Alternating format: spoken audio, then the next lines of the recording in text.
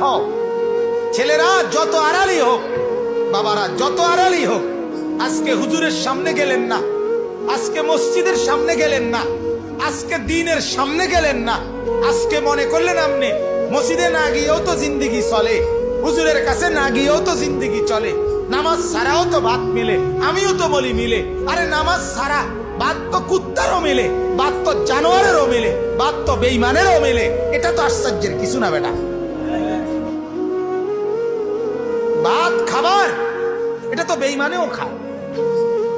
তাহলে আজ যদিও তুমি মনে করো এখানে এদিক দিয়া হেদিক দিয়া, এই পাশ ওই পাশ দিয়া আড়াল হইয়া হইয়া তুমি পার হইয়া গেলা, কারো সামনে পড়লা না, কেউ দেখলো না, কিন্তু অচিরেই আল্লাহ তাআলা বলেন ইয়াউমা তুবলাস সারাইর, শুধুমাত্র তোমার বাহ্যিক কৃতকর্ম না, তোমার অন্তরে 24 ঘন্টা যত কথা